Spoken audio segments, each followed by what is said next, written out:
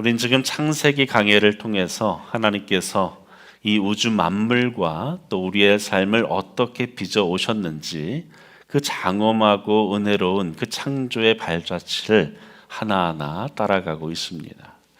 지난 말씀을 떠올려 보면 창세기 1장 1절에 태초에 하나님이 천지를 창조하시니라 라는 그 말씀, 하나님께서 무의 상태에서 시간과 공간을 창조하셨다는 가슴 벅찬 진리를 함께 나누었죠.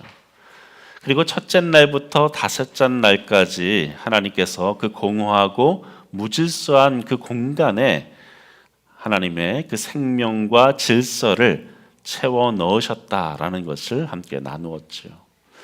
하나님의 이 창조 사역들을 우리가 가만히 묵상해 보면 그 안에는 결코 우연이라는 것이 개입할 수가 없습니다. 완벽한 하나님의 계획, 완벽한 하나님의 질서가 담겨 있지요. 하나님은 6일의 창조를 절반으로 나누어서 첫 3일은 공간을 지으셨고 나중에 3일은 그 공간에 채워질 아름다운 내용물들로 이루어 가셨습니다. 첫째 날을 지으신 빛의 공간에는 넷째 날 해와 달과 별들을 두셨고, 둘째 날을 나누신 궁창의 하늘과 바다, 그곳에 다섯째 날 새와 물고기들을 채우셨습니다. 셋째 날 드러난 그 땅 위에는 어떻습니까? 여섯째 날 그 동물과 사람을 그 공간에 채워 넣으셨습니다. 특별히 하나님은 첫째 날에 태양빛과는 전혀 다른 근원적인 빛을 창조하셨다라고 나누었죠. 이 빛은 말씀의 빛이고 생명의 빛이고 진리의 빛입니다. 그래서 이 빛이 우리의 심령에 비춰질 때에 우리는 우리의 삶에 어그러진 그 질서가 바로 잡혀지게 되어진다라고 나누었습니다. 또 넷째 날에는 하늘의 해와 달과 별들을 만드셨죠. 그것들은 결코 인간이 숭배할 대상이 아니라 오히려 창조주를 찬양하고 계절과 시간의 징조를 나타내는 피조물로서 지은 바 되어졌습니다. 또 다섯째 날에는 물속의 온갖 생물과 하늘의 새들을 만드셔서 각각 그 종류대로 창조의 법칙을 부여하셨죠.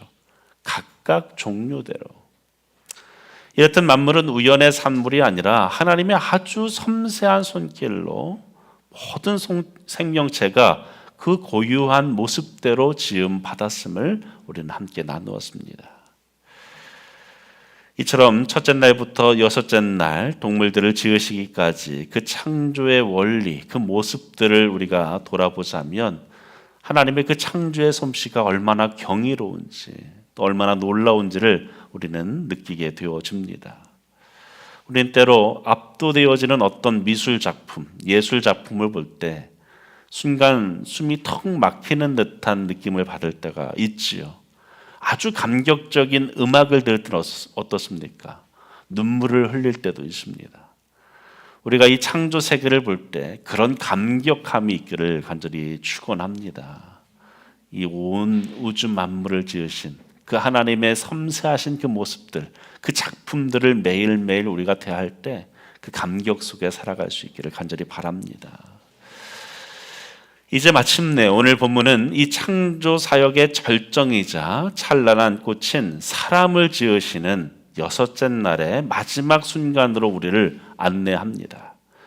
하나님은 이 세상 모든 것을 지으신 후에 비로소 인간을 지으셨다라고 말씀하죠. 왜 사람을 끝에 지으셨습니까? 사람이 덜 부족해서가, 덜 중요해서가 아니라 하나님은 오직 사람을 위해서 철저하게 모든 준비를 마치신 것입니다. 인간이 호흡하며 살 수 있는 그 대기를 만드시고 땅과 바다를 구별하시고 온갖 식물들을 그곳에 심으셨습니다. 동물들을 지으시고 밤하늘에는 아름다운 별들을 수놓으셨죠. 그 모든 준비가 다 우리를 위한 것이다. 그리고 그 준비가 완벽하게 끝난 그때에 그 여섯째 날의 어느 순간에 바로 인간을 지으셨다라고 말씀합니다. 여러분 이 장면 한번 생각해 보세요. 마치 이 부부가, 신혼부부가 첫 아이를 임신하고 그 아이를 위한 준비를 한번 떠올려 보세요. 어떻습니까? 아이가 누울 그 포근한 이불, 또 아기가 입을 그 베네저고리, 또 모빌, 기저귀, 작은 양말, 딸랑이 하나하나 그렇게 준비하는 그 부모의 모습. 그리고 마침내 그 아기가 태어났을 때에, 그 기다림 끝에 그 사랑하는 아기를 품에 안았을 때에 그 벅찬 감격. 하나님은 그보다 더 큰 감격으로 우리를 준비하고 마주하셨다라고 말씀합니다. 여러분, 하나님은 스스로 충만하신 분이십니다. 영원 전부터 그분은 존재하셨어요. 그리고 영원 전부터 존재하신 그 하나님은 완전하신 분이었습니다. 그분이 무엇인가 결핍되어지고 부족해서 우리를 지으신 것이 결코 아닙니다. 찬양이 부족하고 외로워서 우리를 지으신 것이 아니에요. 하나님께서 우리를 창조하신 유일한 이유는 우리를 사랑하시기 위해서, 자신이 사랑받기 위해서가 아니라 사랑하시기 위해 우리를 지으셨습니다. 우리와 인격적이고 깊은 사랑의 교제를 나누시기 원하셨기 때문이죠. 이토록 사랑의 대상이기에 하나님은 모든 환경을 그토록 아름답게 예비하시고 그 피조 세계를 다스리며 향유할 수 있는 그 존귀한 존재로서 우리를 지으셨다라고 성경은 말씀합니다. 그래서 우리를 맨 마지막에 지으신 것이지. 그렇다면 이토록 완벽한 그 사랑의 예비하심 속에 이 창조의 절정이자 마지막으로 지음받은 우리 인간은 과연 어떤 존재이겠는가? 오늘 말씀을 통해 우리가 어떤 존재인지에 대해 다시 한번 기억할 수 있기를 바랍니다. 첫째로 우리는 창조주 하나님의 형상을 반추하는 존재입니다. 우리 같이 읽어볼까요? 시작. 우리는 창조주 하나님의 형상을 반추하는 존재입니다. 본문 24절, 25절을 보면 하나님이 인간을 제외한 모든 만물을 창조하실 때에 철저하게 지키신 원칙이 있죠. 무엇입니까? 지난 시간에 얘기했듯이 각각의 그 종류대로 지으셨어요. 종류대로. 짐승은 짐승의 종류대로, 가축은 가축의 종류대로, 식물은 식물의 종류대로 하나님은 말씀으로 그것들을 지으셨습니다. 그런데 이 창조의 절정인 인간을 지으시는 오늘 말씀 26절에 보면 이 창조의 방법과 패턴이 완전히 달라지는 것을 보게 되어집니다. 26절 말씀 우리 같이 읽어볼까요? 시작. 하나님이 이르시되 우리의 형상을 따라 우리의 모양대로 우리가 사람을 만들고 여기까지요. 여기서 우리는 아주 독특한 장면을 대하게 되어지는데 앞선 그 창조의 과정들을 보면 하나님은 그냥 무엇이 있으라 라고 말씀하셨어요. 빛이 있으라, 궁창이 있으라 이렇게 말씀하셨습니다. 그런데 여기서 하나님이 뭐라고 얘기하십니까? 자기 자신을 가리켜서 우리가 이렇게 얘기해요. 앞에서는 그냥 단수로서 나를 이제 굳이 말할 필요가 없으니까 가끔 자기애가 충만한 사람들은 내가 승환이가 이거 할게 이렇게 하는 사람들이 있지만 그렇게 말하는 사람 없잖아요. 단수로 얘기합니다. 그런데 이 인간을 지으시는 이 장면에서 우리가라는 복수를 사용하고 있어요. 이에 대한 여러 가지 내용들이 있습니다. 먼저 첫째로 유대교 랍비들은 하나님께서 하늘의 천사들과 이 천상 회의를 거치신 것이다. 이 창조 사역에 천사들이 적극적으로 개입되어져서 지으셨는데 이 천사들과 회의하신 장면이다. 그래서 우리가라고 말한다고 유대교인들은 그렇게 받아들입니다. 또 가장 전통적인 기독교의 해석으로는 이것을 성부, 성자, 성령 삼위일체 하나님의 그 거룩한 동역의 과정으로 설명을 합니다. 그래서 하나님이 성부, 성자, 성령 삼위 하나님이 태초에 그때부터 함께 논의하고 상의하셔서 이 세상을 말씀으로 지으셨다라고 해석하는 거죠. 가장 전통적으로 교회 안에 받아들이고 있는 해석입니다. 물론 신약의 빛 아래에서 성경 전체를 조망하는 우리는 창조 사역이 삼위 하나님을 통해서 이루어진 것을 틀림없이 믿습니다. 하지만 이 창세기가 처음 쓰여지던 이 고대 근동의 이 역사적 또 언어적 이 배경과 또 히브리어의 문법적인 그 모습을 통해서 우리가 그것을 단정할 수는 없는 거죠. 우리가라고 처음 쓰여질 때 이것이 삼위일체 하나님을 가리킨다라고 말하기는 좀 무리가 있어요. 그럼 무엇인가? 이 단어를 깊이 연구해 보면 당시의 고대 근동에 어떠한 이 자기의 권위와 또 이 절대 군주나 왕이 자기 자신을 가리킬 때에 복수로서 표현하는 경우가 있습니다. 이것을 장엄 복수다 이렇게 얘기를 해요. 그래서 거대한 제국을 다스리는 왕이 뭔가 조서를 내리거나 어떤 명령을 내릴 때에 내가 이렇게 얘기하지 않고 짐이 이런 표현을 쓴다든지 자기 자신을 표현할 때 더 대단한 표현으로 장엄한 표현으로 말할 때가 있어요. 나 파라오가 이렇게 얘기하잖아요. 바로가, 나 가이사가 이렇게 얘기합니다. 이와 같이 하나님은 자신의 그 왕권, 그 무한한 무게감을 드러내시기 위해서 우리가 라고 표현하는 것이다. 저는 그렇게 받아들입니다. 하나님은 지금 이 우주라는 광활하고 거대한 나라를 지으신 만왕의 왕으로서 절대적인 주권자로서 온 우주를 향해서 장엄하게 지금 선포하고 계신 거죠. 그저 평범한 어떤 피조물을 추가하시는 과정이 아닙니다. 이 땅을 하나님을 대신해서 다스릴 그 왕의 대리자를 짓기 위한 당신의 가장 영광스러운 걸작품인 인간을 짓기 위한 그 역사적이고 결정적인 그 순간에 자기 자신을 이렇게 표현한 거죠. 그 끝없는 위엄과 측량할 수 없는 그 영광으로서 우리가 라고 표현하면서 이제 우리가 그 존재를 지을 것이다. 이 왕의 권위를 대신할 그 대리자를 지을 것이다 라고 말씀하고 있는 것입니다. 빛과 어둠을 나누고 바다를 가르신 그 크신 능력의 하나님, 온 우주를 호령하시는 왕 중의 왕께서 당신의 모든 신적 위엄과 능력을 통해 지금 인간을 지으려고 하시는 것입니다. 여러분, 이렇듯 인간은 어떻습니까? 우주의 왕이신 하나님께서 피조 세계를 향해 베푸신 위대한 그 대관식의 서막의 주인공으로서 부름받았다. 성경은 그렇게 우리에게 말씀합니다.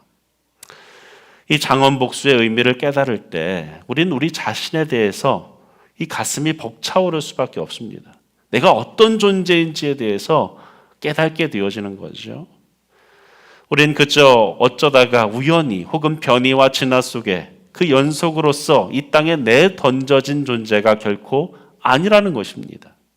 만왕의 왕이신 그 하나님께서 당신의 무한한 위엄과 영광을 아낌없이 쏟아 부으셔서 지은 존재, 그것이 바로 우리라는 거죠. 그리고 그 하나님의 그 장엄한 권리를 위임받는 존재로서 우리는 지음받았다. 그렇다면 그 장엄하신 하나님의 형상과 모양대로 지음받았다라는 것은 구체적으로 어떤 의미인가? 성경은 이 인간 창조를 설명하면서 이 단어를 아주 명확하게 구분해서 우리에게 말씀하는데, 먼저 형상이라는 단어, 히브리어로 첼렘이라는 단어인데 그림자라는, 직역하면 그림자라는 뜻이에요. 그래서 그 안에는 어떤 의미가 있는가? 무언가를 새겨서 만든다, 이런 의미가 있습니다. 여러분, 그림자는 어떻습니까? 그림자는 본체가 있어야만 생기는 거예요. 그림자는 스스로 존재하지 않습니다. 본체가 있기 때문에 그림자가 있는 거죠. 세상 사람들은 눈에 보이지 않는 신을 형상화하기 위해서 생명 없는 나무나 돌을 깎아서 우상을 만듭니다. 그러나 창조주 하나님은 어떻습니까? 그렇게 죽은 조각상에 갇히시는 분이 아니죠. 하나님은 살아 숨쉬는 피와 살을 가진 인간을 당신의 형상으로 삼으셨다는 거예요. 그래서 우상을 만들지 말라라고 하신 거예요. 형상을 만들지도 말라. 왜요? 우리가 바로 그분의 형상이기 때문에, 그분을 닮고 있기 때문에 엄밀히 말하면 만들 필요가 없는 거죠. 대부분 명문대학에 가보면 그 학교의 설립자를 기리는 동상들이 세워져 있습니다. 학생들이나 방문객들이 그 동상을 보면서 이 설립자의 철학, 또 설립자의 그 헌신에 대해서 기념하도록 그렇게 동상들을 세워 놓지요. 비록 동상 그 자체에는 아무런 생명이 없지만 그것을 보는 이로 하여금 어떻습니까? 그의 헌신이 얼마나 대단했는지, 얼마나 수고스러웠는지, 얼마나 대단한 업적을 남겼는지를 우리는 기억하게 되어지지요. 이것이 형상의 중요한 본질입니다. 하나님이 우리를 그분의 형상으로 지으셨다라는 것도 같은 의미예요. 하나님을 알지 못하는 세상 사람들이 우리를 보고, 우리의 삶의 방식을 보고, 우리의 인격과 성품을 보고, 그리고 이웃을 대하는 우리의 말과 행동을 보았을 때에 보이지 않는 그 창조주 하나님을 유추하고 기억해내야 한다라는 것입니다. 우리는 일상이라는 그 캠퍼스 한가운데 세워진 살아 숨쉬는 하나님의 거룩한 형상인 것이죠. 그래서 그러한 거룩한 부담감들이 있으셔야 됩니다. 얼마 전에 한 여대에서 이 통합되어지는 남녀 학교로 이제 바뀌어지는 과정에서 시위가 막 크게 일어났던 적이 있었잖아요. 그 과정에서 이 설립자 동상에다가 온갖 오물을 뿌리고 막 페인트 칠하고 계란 던지고 막 이런 것을 본 적이 있어요. 뭐 그분이 어떻게 했는지 모르겠습니다. 근데 우리가 만약에 그 형상대로 세상 가운데 제대로 살지 못하면 우리가 그런 존재가 되어질 뿐만 아니라 그 동상을 볼 때에 그 이념과 가치, 그 헌신들이 다 아무것도 아닌 무가치한 것들이 되어버리지 않습니까? 또한 이 모양이라는 것을 뜻하는 단어, 히브리어로 데무트라는 단어인데 단순히 외형적인 그 모양, 그 모습을 넘어서 본질적으로 닮다 이런 의미를 가지고 있어요. 본질적으로. 그래서 하나님의 마음과 성품, 영적인 DNA가 우리의 영혼 안에 고스란히 담겨져 있다라는 의미로 모양이라는 단어를 쓰고 있어요. 거듭 말씀드리지만 하나님은 모양이 있지 않습니다. 우리 모양, 하나님이 우리처럼 눈, 코, 입도 달리고 귀도 달리고 이런 존재구나. 지난주에 얘기했지만 하나님 우편하니까 하나님한테 오른쪽도 있고 왼쪽도 있고 그런 거 아닙니다. 그래서 어떤 분들은 우파가 좋은 거야 이런 분들이 있어요. 좌파는 저기 악의 소굴에 있는 이들이다. 이 나라가 좌파에 넘어가면은 악마의 소굴로 넘어간다. 이렇게 얘기하는 분들이 있어요. 성경에서의 오른쪽 왼쪽 그렇게 말하는 것은 문자적으로 받아들이는 것이 아니라 의미적으로 하나님은 그러한 모양을 가지신 것이 아니라는 거죠. 자녀들을 키워보신 분들은 다 공감하실 거예요. 우리 아이들 속에 부모의 외모뿐만 아니라 이 부모의 고유한 성품과 또 그 습관이 담겨져 있다는 것을 알게 되어집니다. 저희 우리 아이들과 이제 가끔 외식을 할 때면 아이들을 먼저 이제 아내하고 식당에 들여보내고 저는 주차하고 늦게 들어갈 때가 있어요. 그러면 먼저 이렇게 들여보내고 이제 제가 들어갈 때면 이 종업원들이 저를 안내해야 되잖아요. 근데 저의 얼굴을 보자마자 이쪽입니다 이렇게 다 안내를 해요. 너무나도 그 형상과 모양이 저를 닮아서 그렇게 바로 안내를 해주죠. 그런데 그러한 겉모습뿐만 아니라 가만히 보면 이 하는 행동들, 말투, 걸음걸이 이런 게 닮아가고 있다는 생각이 들 때가 있습니다.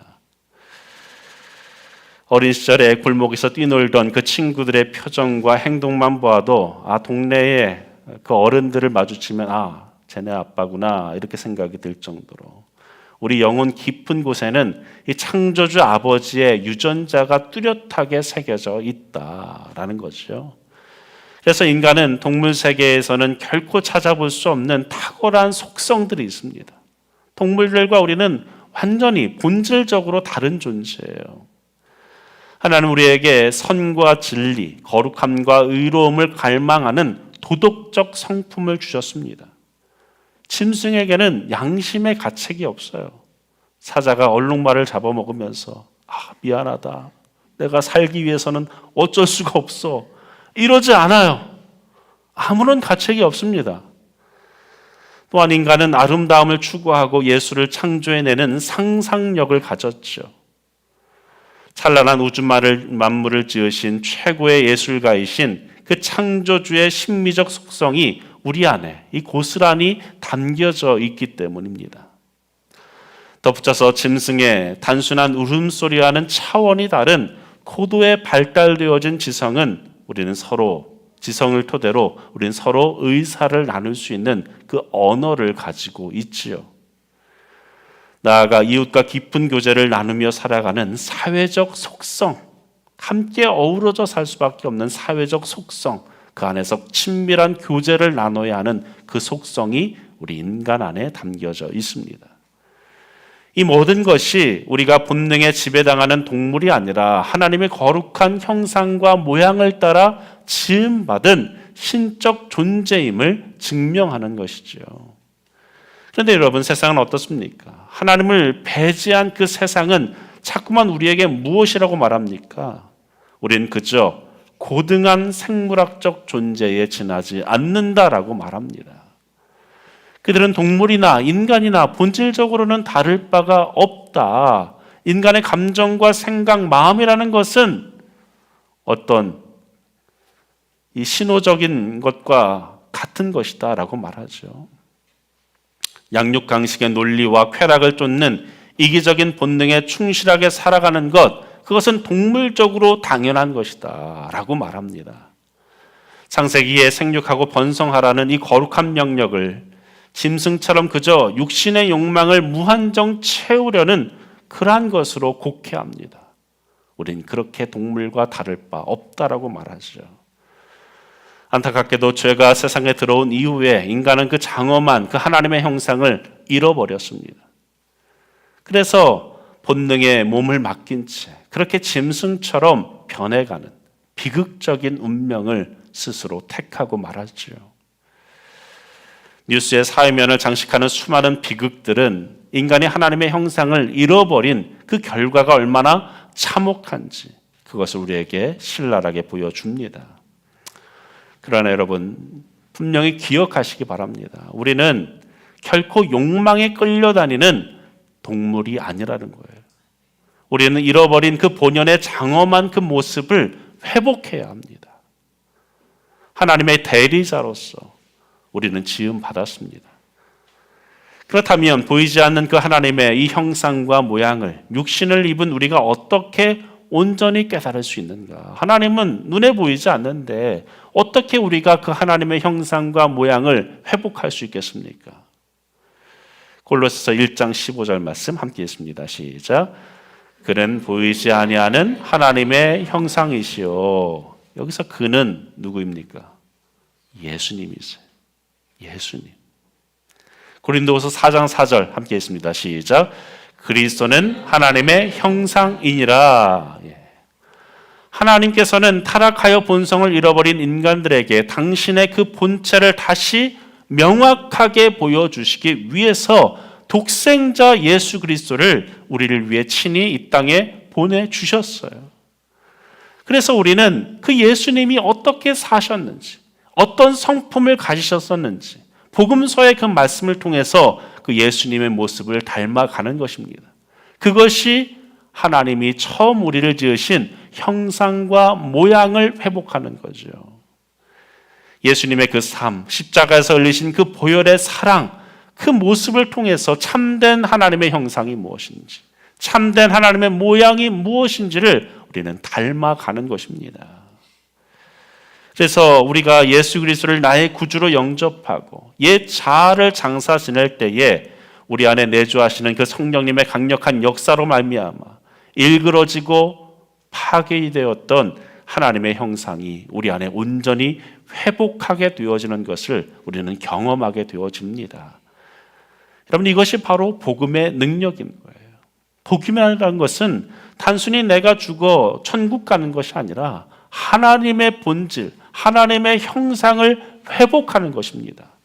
누구를 통해? 예수 그리스도를 통해서. 그러므로 오늘을 살아가는 우리의 가장 치열하고도 현실적인 삶의 과제는 명확합니다.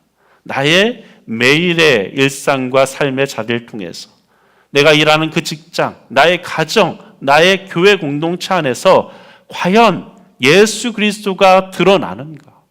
그 예수 그리스도를 내가 정말 반추하는 존재로서 살아가고 있는가? 명확하게 그 왕이신 하나님을 내가 드러내며 살고 있는가? 우리는 끊임없이 이 거룩한 질문을 던지며 살아야 합니다. 둘째로 우리는 어떤 존재인가? 우리는 참된 왕권으로 생명을 살리는 존재입니다. 우리 같이 읽어볼까요? 시작. 우리는 참된 왕권으로 생명을 살리는 존재입니다. 28절 함께 있습니다. 시작. 하나님이 그들에게 복을 주시며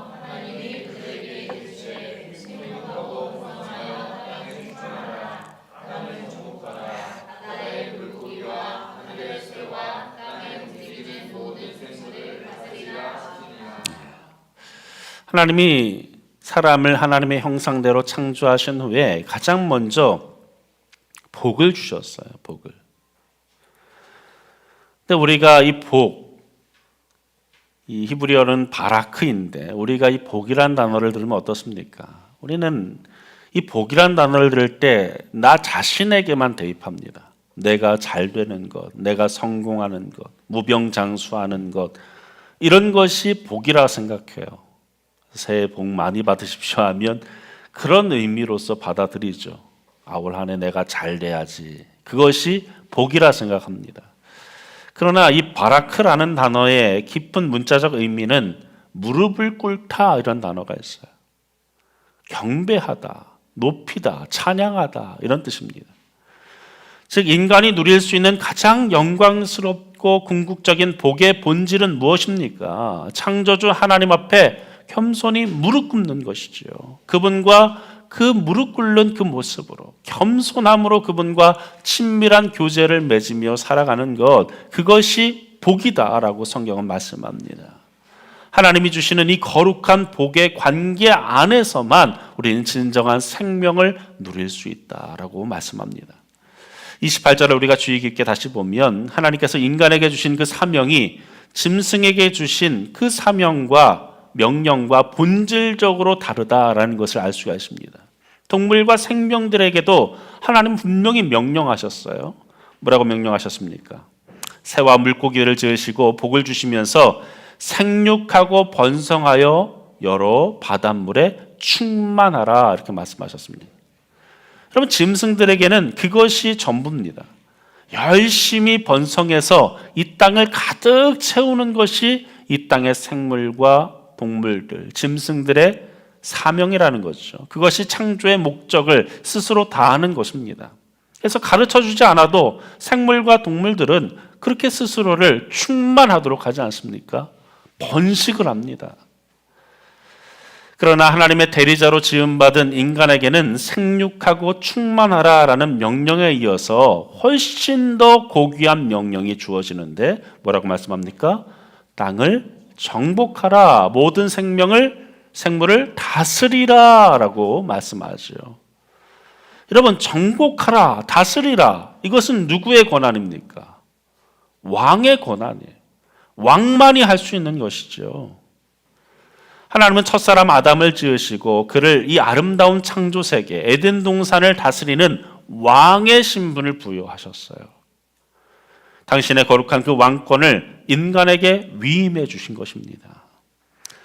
그런데 우리가 여기서 절대로 오해하지 말아야 할 것, 그것은 무엇입니까? 하나님께서 정복하고 다스리라라고 하신 이 말씀은 억압하고 착취하라는 말씀이 결코 아니라는 거예요. 인류의 역사 속에서 그렇게 내 욕망을 채우기 위해서 누군가를 또 무언가를 억압하고 착취하는 그러한 폭력적 개념이 결코 아니라는 거죠. 바라크라는 참된 복, 그것이 무엇입니까? 거듭 말씀드리면 하나님 앞에 무릎 꿇는 그 복과 연결되어 있다는 거죠. 그 왕권이 철저하게 하나님 앞에 있다는 것을 인정하면서, 나는 그분의 대리자임을 인정하면서 그분께서 원하시는 대로 다스리고 이끌어가야 한다는 거죠. 이것을 다른 말로 얘기하면 경영하는 거예요. 경영. 여러분, 경영이라는 것이 어떤 것입니까? 기업이 기본적인 어떤 이윤을 남기기 위해서 경영을 하지만, 여러분 대기업의 경영 철학 들어가 보세요. 삼성 그런 기업에 한번 들어가 보세요. 거기에 거의 교회의 이 사명과 가치와 비슷할 정도로 아주 이 고귀한 사역 철학이 담겨 있습니다. 막 인류를 위하고 뭐 이런 번영을 하고 뭐 이런 뜻들도 막 들어가 있는 기업들이 있어요. 여러분, 우리는 하나님으로부터 그렇게 왕권을 부여받은 존재이다. 그래서 진정한 기독교 신앙이 깊어지고 복음이 스며드는 곳에는 어떻습니까? 억압이나 창취가 일어나는 것이 아닙니다. 생명의 고귀함이 살아나야 하는 거죠. 상처 입은 것들이 치유되어지는 눈부신 회복이 나타나야 합니다. 여러분이 경영하는 곳곳에, 여러분이 그러한 위치가 되어져 있는 곳곳이 그렇게 창조의 질서가 회복되어지고 회복이 일어나는 일들이 나타나야 한다는 것이죠. 본문 29절과 30절을 보세요. 하나님께서는 온 지면에 씨 맺는 채소와 열매 맺는 나무들을 인간의 양식으로 주십니다. 모든 짐승과 새들에게도 먹을 것들을 주셨죠. 처음 하나님께서 창조하신 이 세계 속에서는 어떻습니까? 생명을 죽이고 피를 흘려야 내가 살 수 있는 그런 양육강식의 전쟁터가 아니었다는 거죠. 처음 지음받았던 이 창조의 세계는 모든 생명이 조화롭게 함께 누리며 사는 세상이었다라고 말씀해요. 그래서 이사야 선지자는 훗날 회복되어질 그 하나님 나라에 대해서 뭐라고 말씀합니까? 이사야 11장 6절에 보면 이리가 어린 양과 함께 살며 표범이 어린 염소와 함께 누우며 사자가 소처럼 풀을 먹을 것이다 라고 말씀하죠. 여러분, 창조 본연의 조화로운 생태계가 회복되어지는 비전입니다. 그러나 인간의 타락은 이 거룩한 왕권을 왜곡하고 창조 세계의 죽음과 탄식을 가져왔습니다. 노아의 홍수 이후에 인간은 생존을 위해서 피 흘리는 육식을 하게 되었고 자연은 그 질서를 잃어버리게 되었습니다. 세상은 더 많이 가지기 위해서 남을 짓밟고 자원을 독점하는 짐승 같은 폭력의 장이 되고 말았습니다. 지금도 이 지구상에 있는 모든 자원은 전 세계에 사는 모든 사람들이 충분히 나눠 먹을 수 있는, 모두가 충분히 누릴 수 있는 그러한 자원으로 가득 차 있습니다. 그런데 이 모든 자원이 세계의 아주 소수의 사람들에 의해서 독점되어지고 있다는 거죠. 누군가는 지금도 헐벗고 줄이고 굶어 죽어가고 있어요. 인간의 죄가 나 자신의 영혼만 파괴한 것이 아니라 나와 관계 맺고 있는 이웃과 자연과 온 우주의 질서까지 어그러뜨린 것이죠. 여러분, 성경 전체의 이 거대한 흐름은 바로 이 잃어버린 왕권을 다시 회복해가는 역사적 과정입니다. 인간이 타락했는데 그 왕권을 우리가 어떻게 다시 회복할 수 있겠는가라는 이야기가 성경 전체의 메시지라는 것입니다. 그렇다면 그 모습은 어떤 모습인가? 마가복음 10장 45절에서 예수님 뭐라 말씀합니까? 우리 같이 읽습니다. 시작. 인자가 온 것은 섬김을 받으려 함이 아니라 도리어 섬기고 자기 목숨을 많은 사람의 대속물로 주려 함이니라. 이 땅을 회복하는 그 왕권, 예수님 우리에게 실로 보여주신 그 왕권, 그 모습은 어떤 모습입니까? 군림하는 것이 아니라 자기를 희생의 제물로 내어주셔서 죽어가는 영혼을 살리는 것, 그것이 십자가에서 보이신 예수님의 왕권이었습니다. 이 어그러진 세계를 회복하는 그 방법은 무엇입니까? 예수님처럼 나를 희생하는 거예요. 나를 낮추는 거예요. 죽어가는 영혼을 살리는 것입니다. 베드로전서 2장 9절은 구원받은 우리를 향해 뭐라 말씀합니까? 함께 했습니다. 시작. 너희는 택하신 족속이요 왕같은 제사장들이라. 우리는 그 왕권을 위임받은 존재다라고 베드로 사도는 우리에게 분명하게 말씀합니다. 우리는 힘으로 억압하는 세상의 원리를 따르는 자들이 결코 아닙니다. 우리는 자신을 내어주신 그 예수 그리스도의 그 방식을 따라서 생명 안에서 참된 왕 노릇하며 살아가야 할 줄로 믿습니다. 우리는 돈 때문에 사는 존재가 아닙니다. 생육하고 번성하여 충만하라는 짐승의 수준에서만 만족하며 살라고 지음받은 존재가 결코 아니라는 거예요.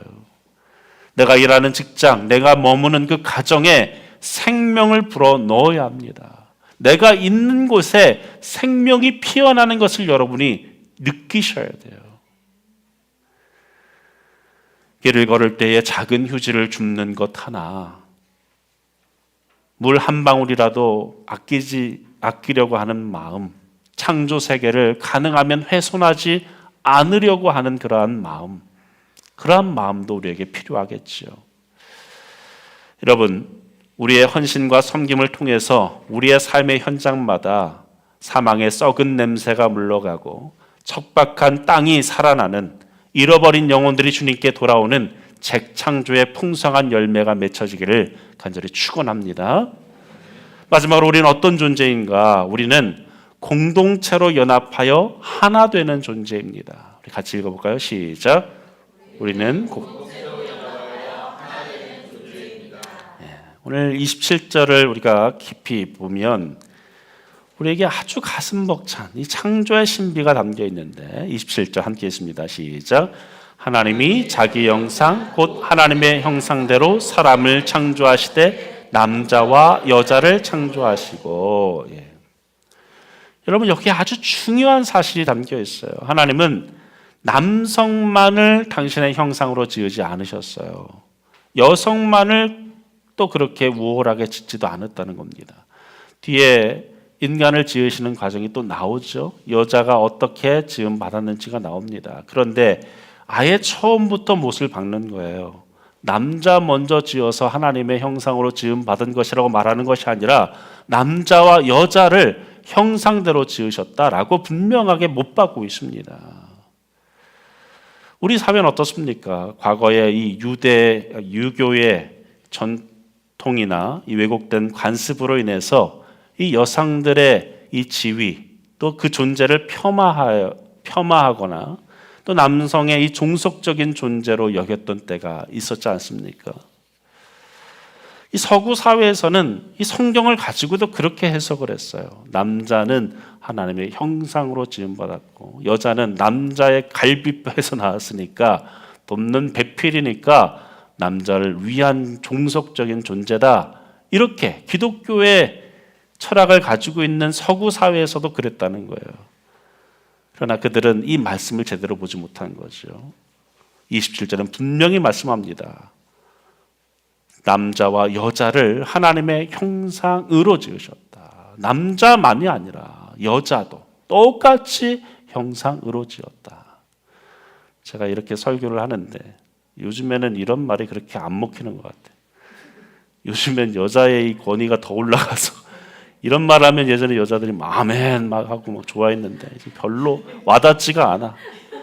이제 남자들을 위한 어떤 메시지를 해야 될 텐데 참 고민스럽습니다. 여러분, 성경은 처음부터 우리에게 말씀합니다. 창조의 질서 속에서 남녀는 그저 그 역할과 기능이 다를 뿐 존재의 가치는 똑같다는 거예요. 영적인 존재로서 존엄성을 가진 존재다. 분명히 말씀드립니다. 역할과 기능이 달라요. 똑같다고 완전 똑같은 거 아닙니다. 역할과 기능이 다릅니다. 역할과 기능까지 똑같이 합쳐버리니까 그 이상은 여러분이 요즘에 이런 발언도 조심스러워서 하나님께서는 당신의 형상대로 남자와 여자를 창조하셨다는 것은 곧 하나님 아버지 안에 부성애와 모성애가 완벽하게 통합되어 있음을 의미합니다. 여러분, 세상의 신화들을 보면 어떻습니까? 뭔가 파워풀하고 어떤 능력이 있는 그러한 것을 원할 때는 남신을 추구합니다. 그리고 어떤 섬세하고 자애로운 그 위로가 필요할 때는 여신을 또 만들죠. 그래서 그리스 로마 신화 같은 거 보면 신들이 얼마나 많습니까? 남자 신도 있고 여자 신도 있고.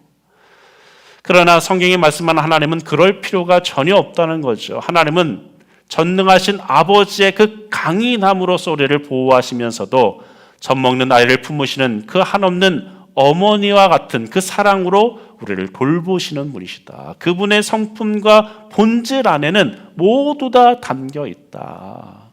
그 완벽한 속성이 남자와 여자에게 각각 나누어져 주신 거예요. 각각 나누어서. 더욱 놀라운 것은 하나님께서 남자와 여자를 각각 따로 흙으로 빚어서 독립적인 개체로 두지 않으셨다는 거죠. 아담을 먼저 지으시고 그 갈빗대를 취해서 하와를 만드셨어요. 이것을 통해서 우리가 알아야 하는 것, 우리가 받아들여야 하는 것은 결코 남자만을 가지고 하나님의 형상을 알 수 없다는 것입니다. 또 여자를 통해서만 하나님의 형상을 알 수 없다는 거죠. 그 하나님의 형상을 남자만으로, 여자만으로 담아낼 수 없다는 거예요. 오직 남자와 여자가 함께 거룩한 삶의 연합을 이룰 때에 비로소 부성과 모성을 동시에 지니신 그 하나님의 완전한 성품, 그 속성, 그 마음을 이해할 수 있게 되어집니다.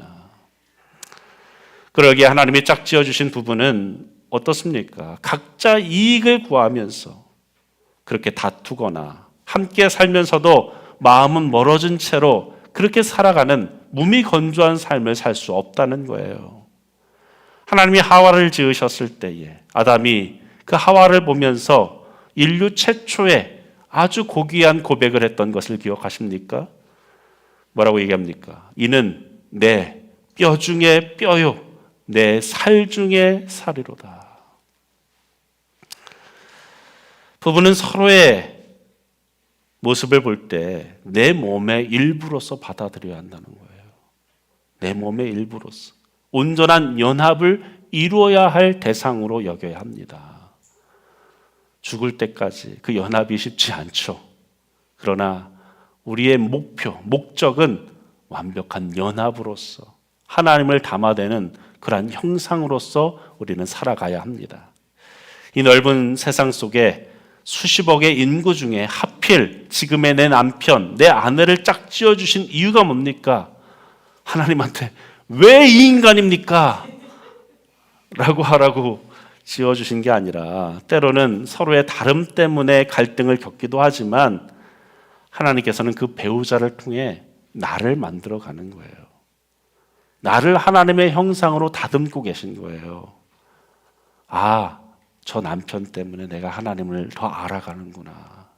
저 아내 때문에 내가 하나님의 형상으로 닮아져 가고 있구나. 삼위일체이신 성부, 성자, 성령 하나님께서 영원 전부터 완벽한 사랑의 교제 안에서 하나됨을 이루셨듯이 우리 또한 우리의 가정과 교회 안에서 진정으로 하나님께서 원하시는 그 하나됨을 이루어야 할 줄로 믿습니다. 여러분, 마귀의 세계, 사단의 세계는 늘 분열과 다툼으로 가득 차 있습니다. 타락한 사회는 서로 미워하고 의심하고 상처를 줍니다. 만인이 만인에게 적이 되어지는 세상의 시스템이죠.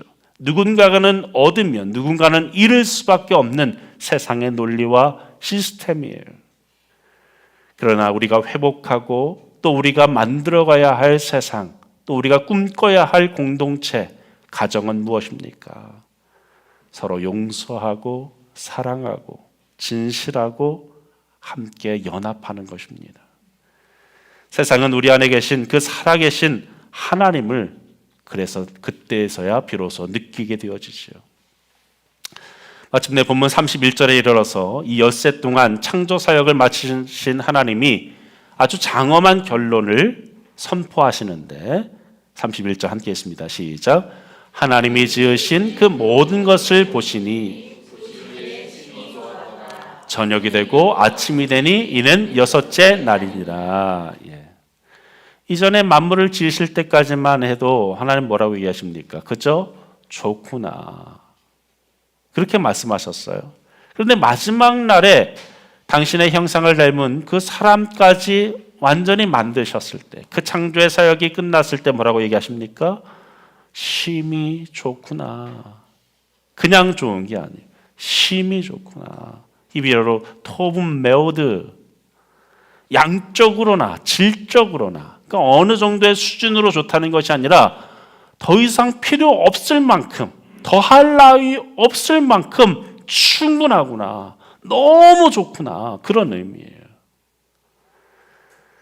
이 예배당을 새롭게 단장하고 리모델링 했을 때 그때가 기억이 납니다. 모든 곳곳에 이 공간들을 준비할 때에 기물들 하나하나들을 또 어떻게 넣을까 고민하고 하면서 이 공간을 꾸밀 때에 참 마음이 기뻤어요. 하나하나 되어지는 과정들을 보면서 아름답게 되어지는 과정을 보면 얼마나 뿌듯합니까? 이 모든 공사가 다 끝나고 나서 제가 이 자리에 서서 다 이게 바라봤습니다. 참 좋더라고요. 그런데 뭔가 허전함을 느꼈습니다. 좋은데 좀 뭔가 좋지 않은 거예요. 무슨 말인지 아시겠습니까? 좋은데 뭔가 부족해. 이것으로 다 좋지 않아. 그런데 제가 이 좋음, 하나님이 말씀하신 심히 좋구나를 언제 느꼈는가? 그 주에 이렇게 앉아있는 우리 성도들을 볼 때, 우리가 함께 하나님을 예배하고 찬양하는 이 공간에서 우리가 함께 그분을 높여드리는 그 순간에 하나님의 마음이 이해가 되더라고요. 심히 좋다. 너무 좋다. 여러분, 하나님께서 느끼신 기쁨이 바로 이와 같습니다. 아무리 이 우주가 경이롭게 창조되었다 한들 하나님의 사랑을 받고 그 사랑에 반응할 자녀인 우리가 없다면 그냥 좋을 뿐이에요. 그러나 당신을 꼭 닮은 우리가 이 세계 안에서 서로 사랑하고 서로를 아껴주고 품어주고 연합하는 그 모습을 볼 때에 창조주 하나님은 너무 좋구나. 내 아들아, 내 딸아, 내가 너무 좋구나 라고 말씀하실 것입니다. 우리 오롯이 교회를 향해서도 하나님은 평소에도 좋구나 라고 하실 거예요. 그런데 내가 심히 좋구나 라고 말씀하실 때는 언제입니까? 우리가 서로를 품어줄 때, 사랑할 때, 이해할 때, 용납할 때, 서로를 세워줄 때 하나님은 너무 좋구나, 더할 나위가 없구나 라고 말씀하실 것입니다. 사랑하는 여러분, 우리 교회가 또 여러분의 삶이 그 창조의 질서를 회복할 수 있기를 주의 이름으로 간절히 축원합니다. 우리 말씀 기억하며 함께 기도하고 찬양합니다.